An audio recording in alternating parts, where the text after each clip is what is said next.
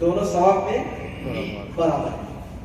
تو نیتوں کا دارمدار اصل ہے، اصل نیتیں ہیں۔ اب آپ یہاں پر آئے ہیں، آپ کا مقصد یہ ہے کہ ہم حلال کمائی حاصل کریں، اپنے بچوں کا خرچ چلائیں، اپنے بچوں کی صحیح تربیت کریں، اپنے بچوں کو حلال روزی دیں، اپنے والدین کی خدمت کریں، اپنے لیے ایک مکان بنا لیں رہنے کے لیے، تو آپ کے ہر قدم پر ثواب ہے۔ آپ جو ہے نا بن لادن کی بس میں بیٹھتے ہیں، وہاں جاتے ہیں، ہر قدم پر ثواب ہے، کیوں؟ آپ کی نیت بہت اچھی ہے، آپ کی نیت بہت اچھی ہے۔ اصل دار و مدار اعمال کا نیتوں پر ہے۔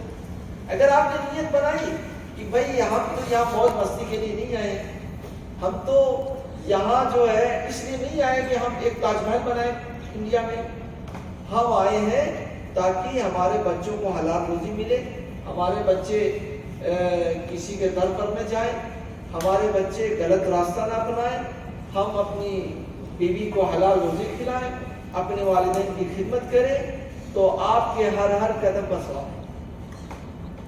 حالانکہ کام جو ہے کمپنی کا کر رہے ہیں، کمپنی سے پیسہ بھی مل رہا ہے آپ کو، لیکن اس کے باوجود آپ کو ثواب ملے گا۔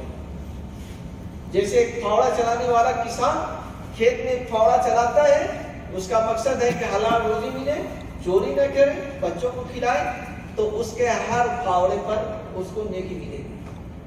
تو نیتوں کا اصل دار و مدار ہے، ہمیں اپنی نیتوں کی اصلاح کرنی چاہیے۔ آپ یہاں پر آئے ہیں، آپ کی اگر نیت اچھی ہے کہ چلے وہاں پر کچھ دین کی باتیں سیکھیں، کچھ علم حاصل کریں، کچھ اپنی آخرت کے بارے میں سوچیں، کچھ اپنے ایمان کو تازہ کریں، تو اس پر بھی آپ کو اجر و ثواب ہے۔ ہر جگہ آپ کے لیے اجر و ثواب لکھا جائے گا۔ تو اس طریقے سے ہم لوگوں کو ہمیشہ اپنی نیت خالص رکھنی چاہیے، ہمیشہ نیت خالص رکھنی چاہیے، نیتوں میں فطور نہیں آنا چاہیے۔ چلے دیکھیں فلاں کو، دیکھیں فلاں کی تقریر سنیں، کیسا بولتا ہے، چھوڑ دیجیے سب کیسا بولتا ہے، یہ دیکھیں کہ اس سے آپ کو فائدہ ہو رہا ہے کہ نہیں۔ تو یہ آیت جو میں نے ابھی پڑھی ہے، یہ بڑی اہم ہے، وما خلقت الجن والانس الا لیعبدون۔ اور اللہ کے نبی صلی اللہ علیہ وسلم فرماتے ہیں انما الاعمال بالنیات، عمل کا دار و مدار نیت ہوگا۔ نیت کا بہت بڑا عمل اور دخل ہے۔ نیت آپ کی اچھی ہے، اگرچہ آپ اس کام کو نہیں پا سکتے، لیکن نیت آپ کی اچھی ہے تو ثواب ملے گا۔ نیت آپ کی اچھی ہے تو ثواب ملے گا۔ آپ نے نیت کر لی کہ رات میں مثلا تہجد کی نماز پڑھنا، نہیں اٹھ سکے آپ کو اس نیت کا ثواب ملے گا۔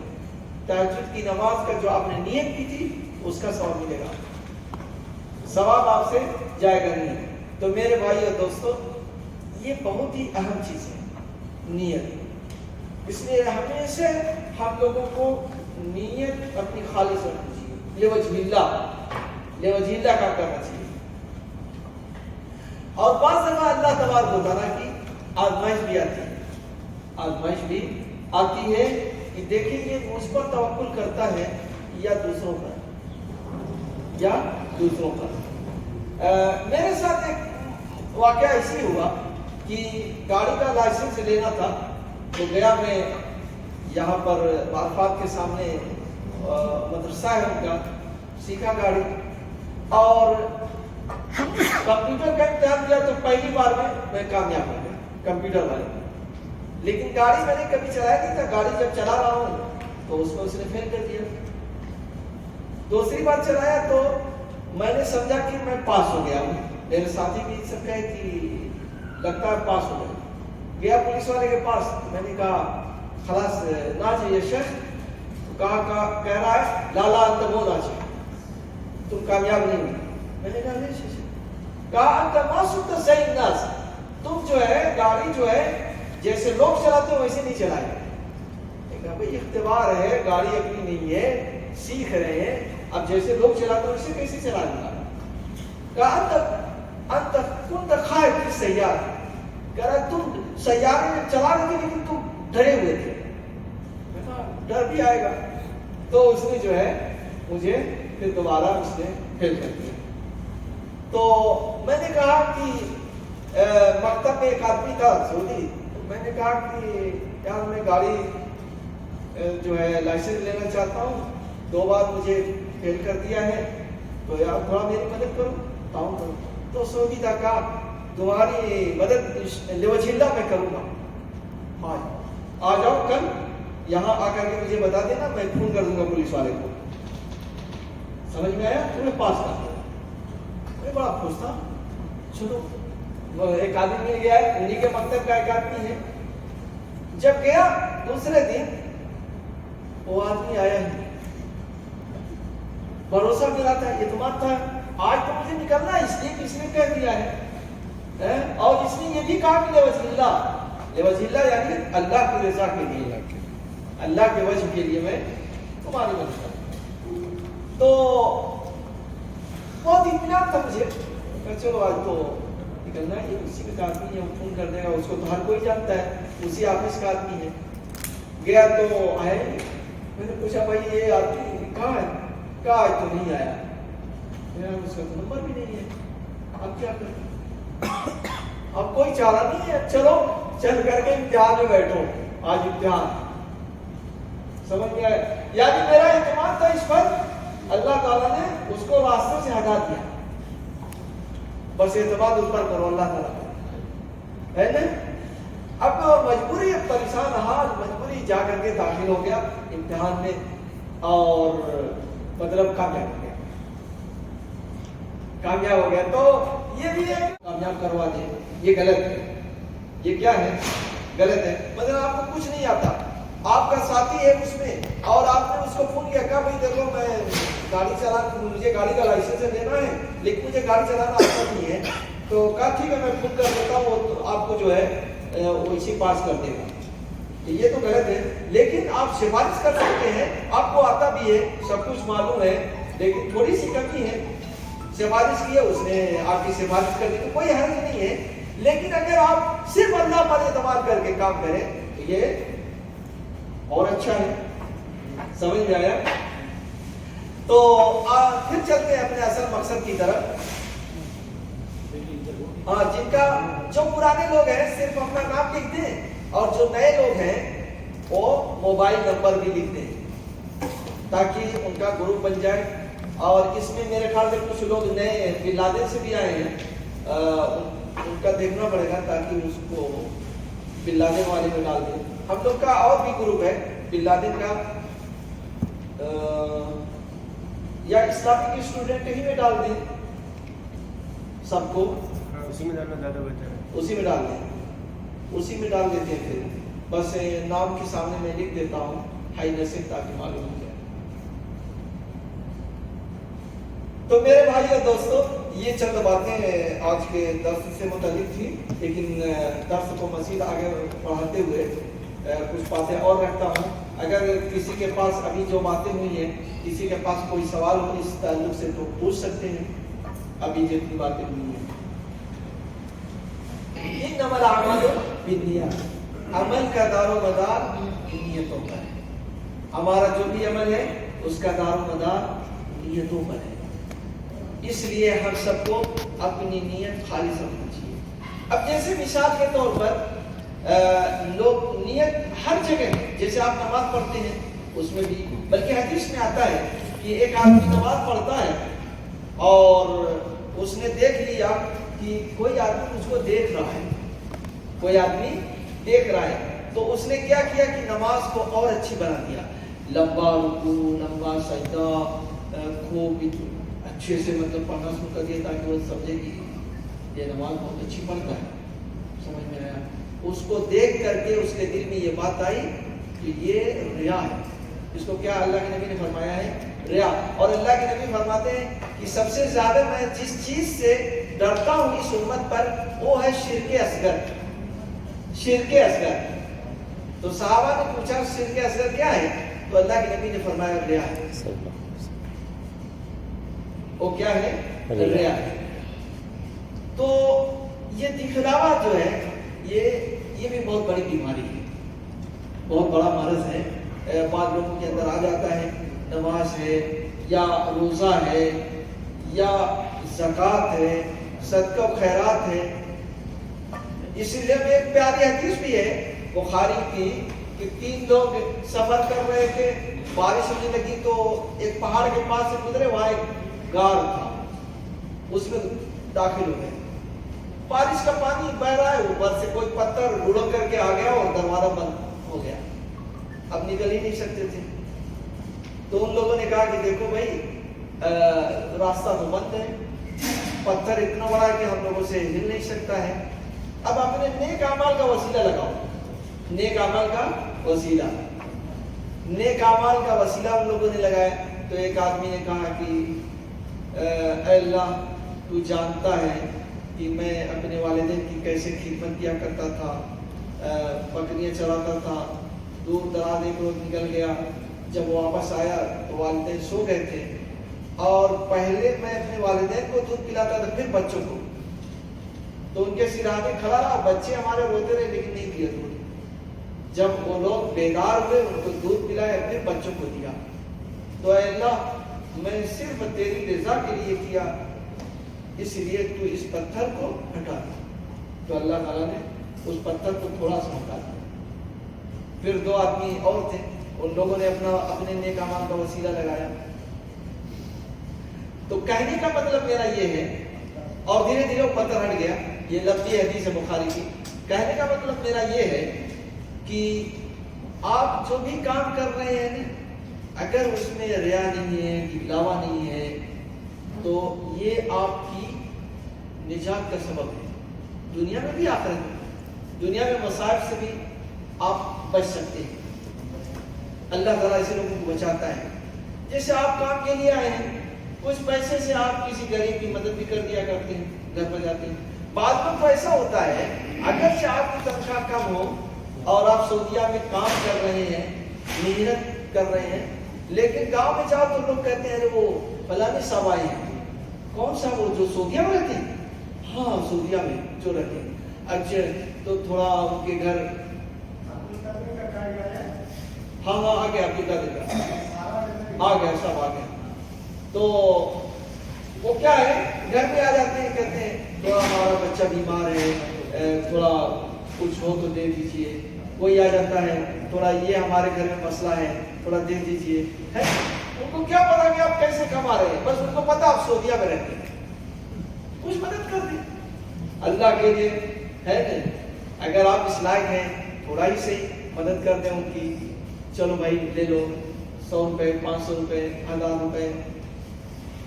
تو بس اخلاص کے ساتھ دکھانے کا مقصد نہ ہو، سمجھ میں آیا؟ تو اللہ تبارک و تعالیٰ چھوٹی چیز کو بھی قبول کرتا ہے، اخلاص بہت اہم ہے۔ اللہ کے نبی صلی اللہ علیہ وسلم فرماتے ہیں کہ میرے صحابہ کو گالی نہ دو، میرے صحابہ کو گالی نہ دو۔ تم لوگ اگر احد پہاڑ کے برابر بھی سونا خرچ کرو تو ان کے 1 مد یا آدھے مد جو کے برابر بھی نہیں پہنچ پائے۔ آخر کیا سبب ہے اس میں، کیا وجہ ہے؟ اخلاص ہے، اخلاص ہے، سمجھ میں آیا؟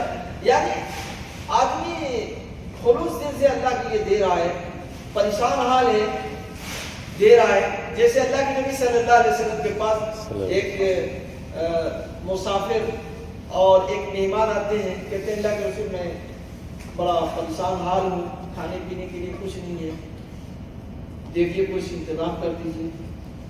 تو اللہ کے نبی اپنے گھر میں بھیجتے ہیں، معلوم ہے کسی گھر میں کچھ نہیں۔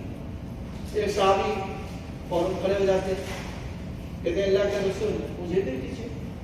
اللہ کے نبی ان کو دے دیتے، لے گئے گھر میں، بیوی سے پوچھتے ہیں، ابو طلحہ رضی اللہ عنہ بیوی سے پوچھتے ہیں کہ کیا کچھ ہے کھانے کے لیے؟ کہا کچھ نہیں ہو تو بچوں کے لیے بس آٹا ہے، تھوڑا سا آٹا ہے اور کھانے کی کچھ چیزیں بچوں کے لیے۔ کہا بچوں کو پہلا کھلا کر کے سلا دو، یہ نبی کا مہمان ہے، نبی کا مہمان ہے، اس کو کھلا دے، اس کو کھلانا ہے۔ اور بچوں کو ایسے سلا دو تھوڑا بیلا فسلا کر کے، اور ہم دونوں بھی بھوکے رہ جائیں گے اور ان کو کھلا دیں گے۔ تو مہمان سے تو جا کے کہیں گے کہ بھائی دیکھو یہ تو نبی کی بات تھی میں نے لے لیا لیکن گھر میں تو کچھ ہے نہیں، تھوڑا کچھ جو کچھ مل جائے اسی پر قناعت کر لینا، نہیں پھر تو مہمان کھائے گا ہی ہے نا۔ ان کو بتایا بیوی سے کہا کہ کھانا لگا دینا اور چراغ جو ہے لا کر کے رکھنا، تو ایسے ظاہر کرنا کہ چراغ میں کچھ بنا رہی ہو، مطلب بتی اتی نکال رہی ہو، تھوڑا سا بڑھ جائے، تھوڑا اجالا زیادہ ہو جائے اور بجھا دینا۔ تو اب مہمان کھا رہے ہیں اور یہ بھی اپنا ہاتھ لے جا رہے ہیں، روٹی کی طرف بھی لے جا رہے ہیں، کھانے کی طرف شوربے کی طرف بھی لے جا رہے ہیں اپنا۔ مہمان سوچ رہا ہے کہ مطلب لائٹ کسی وجہ سے بجھ گئی، وہ کہیں گے پھر بنا کے لے کے آئیں گے، کہ کچھ مسئلہ ہو گیا ہوگا، تو اب کھانا شروع کر دیا، کھاتے رہتے ہیں، یہ بھی کھا رہے ہیں اور کھا نہیں رہے۔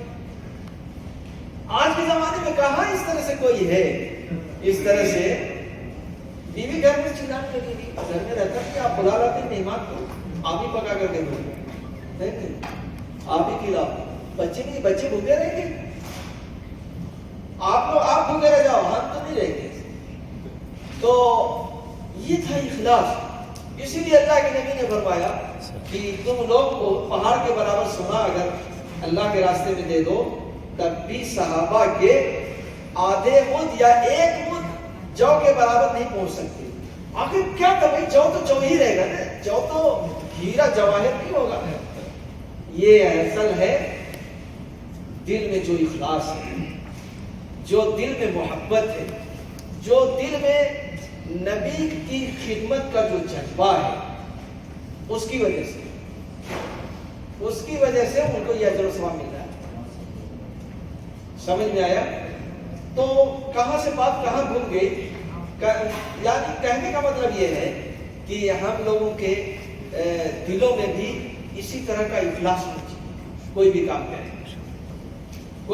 کریں، نماز پڑھیں اس میں بھی اخلاص ہو، دکھلاوا نہ ہو، روزہ رکھیں اس میں بھی، زکوٰۃ دیں اس میں بھی، یعنی صدقہ و خیرات کریں اس میں بھی، اسی طریقے سے حج کریں اس میں بھی۔ اور یہ بڑی اچھی بات ہے کہ ہم لوگ جو لوگ یہاں کام کرنے والے ہیں یا جو یہاں پر رہتے ہیں، وہ ایک حج نہیں، اگر 10 حج کر کے جائیں تو گاؤں کے لوگ کبھی حاجی کر کے نہیں پکاتے۔ یہ اچھی بات ہے، یعنی کبھی حاجی کر کے نہیں پکاتے، وہ جانتے ہی نہیں یا جانتے ہیں لیکن پکاتے نہیں۔ لیکن اگر آپ وہاں سے 10 سال یہاں کام کر کے جاؤ، کوئی حاجی نہیں پکائے، اور پھر دوسرے سال آپ وہاں سے حج کے لیے حج کا ویزا فارم بھر کے آ جاؤ، تو سب دوسرے دن سے آپ کو حاجی صاحب کہنا شروع کر دے گا۔ تو کتنے لوگ ہیں مطلب اس طرح کی چیزیں ذہن میں رہتی ہیں کہ یار گاؤں میں اتنے لوگ ہیں حاجی صاحب، حالانکہ میرے پاس پیسہ کچھ زیادہ ہے اور ابھی تک مجھے کوئی ابھی تک میں نے حج نہیں کیا ہے، تو لاؤ اس سال حج کر لیتے ہیں اس سال، تاکہ حاجی کے گروپ میں ہم بھی شامل ہو جائیں۔ اور ہمارے یہاں ایک حاجی صاحب تھے، تو سائن کرتے تھے تو سائن میں بھی حاجی لگا کے لکھتے تھے، حاجی فلاں صاحب سائن۔ بھئی آج اس میں کون سا ضرورت ہے سائن میں حاجی صاحب لگانے کی؟ تو یہ بھی ایک کہہ لیجیے کہ مجھے تو لگتا ہی ہے، اللہ کرے کہ ان کے دل میں اخلاص ہو، لیکن کچھ شک دوڑتا ہے دل میں کہ آدمی شاید میں بھی حاضری لگ رہا ہے۔ یہ تو موبائل لیا تھا میں نے، بس ٹائم ہو گیا ہے۔ تو حج بھی کریں اخلاص کے ساتھ۔ بعض چیزیں ایسی ہوتی ہیں دکھانا بھی پڑتا ہے، لیکن دیکھیے نیت ہی مدار ہے۔ جیسے مثلا مسجد کے لیے چندہ ہو رہا ہے، سب لوگ 10 روپے دے رہے ہیں، 10,000۔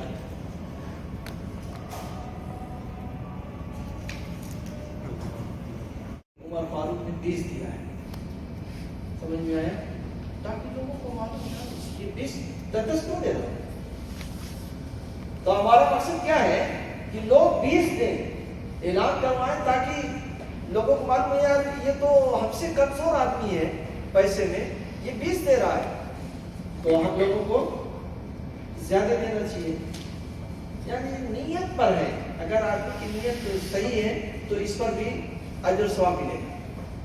دکھانا مقصد نہیں ہے اس کا دکھانا مقصد نہیں ہے. مقصد یہ ہے کہ لوگوں کو اس لیے دکھائے تاکہ لوگ زیادہ پیسہ دیں، لوگ اپنی حیثیت سے کے حساب سے دیں، کم نہ دیں. تو یہ سمجھیے کہ بہت ہی اہم چیز ہے. دیکھیے اللہ تعالیٰ نے قرآن مجید میں فرمایا ہے لَن تَنَالُوا الْبِرَّ حَتَّىٰ تُنْفِقُوا مِمَّا تُحِبُّونَ. ہرگز تم لوگ، یعنی ابھی تھوڑا سا 10 منٹ 20 منٹ کا ٹائم رہتا ہے اذان کے بعد، تو 10 منٹ تک 10 چلاتے ہیں، پھر اس کے بعد جائیں گے وضو بنائیں گے. آپ لوگ یہیں سے اتریں گے، یہیں سامنے مسجد ہے، بائیں طرف اس کا وضو کھانا ہے، نماز پڑھ کے پھر اس میں آ جائیں گے آپ لوگ.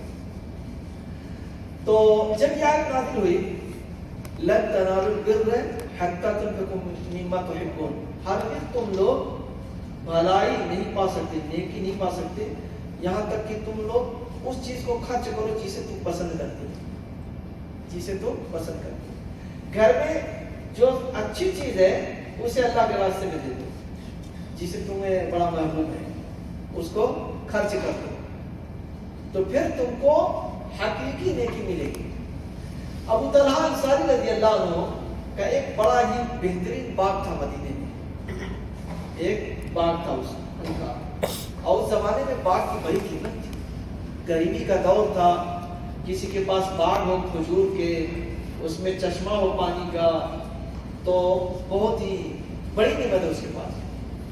اللہ کے نبی صلی اللہ علیہ وسلم ان کے باغ میں جاتے تھے اور وہ اللہ کے نبی کو تازہ کھجوریں اور وہاں کا جو کنواں تھا اس کا میٹھا پانی دیتے تھے پینے کے لیے. جب یہ آیت نازل ہوئی تو اللہ کے نبی سے کہتے ہیں کہ اے اللہ کے رسول، میرے نزدیک سب سے محبوب جو چیز ہے وہ یہ باغ ہے، اور میں اس کو، اور اللہ تعالیٰ کہہ رہا ہے لَن تَنَالُوا الْبِرَّ حَتَّىٰ تُنْفِقُوا مِمَّا تُحِبُّونَ، اس باغ کو میں اللہ کے حوالے کر دیا ہے، اللہ کو دے کر کے میں نے جنت لے لی ہے. اندر بھی نہیں جا رہے ہیں، اس سے باہر نکل جاؤ، باہر آ جاؤ.